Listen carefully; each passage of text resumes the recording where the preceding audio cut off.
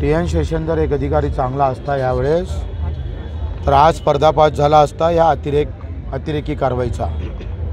एक अधिकारी चांगला असणं, एक लोकप्रतिनिधी चांगला असणं या देशाला किती महत्त्वाचं ठरतं त्याचं प्रत्यक्ष आता आपण पाहतोय उदाहरण आपल्याला पाहायला भेटतं। 22 तारखेला भाजपला परवानगी नाकारली आणि 23-24ला आम्हाला परवानगी दिली। आता उद्या आमची सभा आहे आणि 7 वाजता आमची परवानगी तोच अधिकारी नाकारताय। ही तानाशाही आहे। एक सच्चा नागरिक म्हणून पार्टी आणि जात पात धर्म सोडून आम्ही एक सच्चा नागरिक म्हणून जर याकडे पाहिलं तर हा अत्याचार गृहमंत्र्याच्या सभेच्याच निमित्तानं कायदा तोडण्याचं काम कोणी करत असेल तर मला वाटते आता शिल्लक काय राहिलं, कायद्याचं राज्य संपलेलं वाटतं आणि कोर्टात तर आम्ही जाणारच आहोत, पण त्याच्यावरही शंका आहे। 127 पानाचा नवनीतजी राणाचा रिपोर्ट अहवाल तो निर्णय आहे तो 2 पानात सर्वोच्च न्यायालयानं उलटा सुलटा करून टाकला। आता मला एक सांगा, 22 तारखेला भाजपाला परवानगी नाकारली या मैदानाची, त्याचे पत्र माझ्याजवळ आहे, तुम्हाला दाखवले मी। आणि 23 तारखेला आता आम्ही कशी तयारी करायची, कुठलं मैदान पाहायचं, आमची प्रचार सभा कशी करायची, आचारसंहितेचं भंगच इथल्या पोलीस प्रशासनानं केलेला आहे।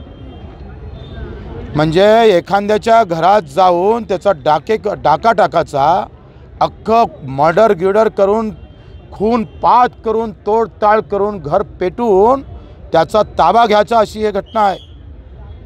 या घटनेला आता जनतेनं जबाब दिला पाहिजे।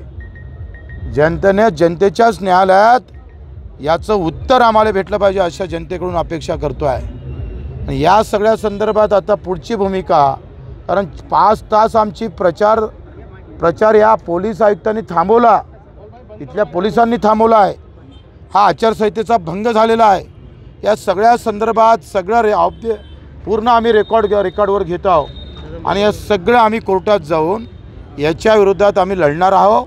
दूध का दूध, पाणी का पाणी आम्ही करू। प्रशासनाचा हा जिल्हा प्रहार संघटना आम्हाला ते सवय आहे, पण ही निवडणूक अतिशय शांततेनं होणं त्याची जबाबदारीसुद्धा आमची आहे।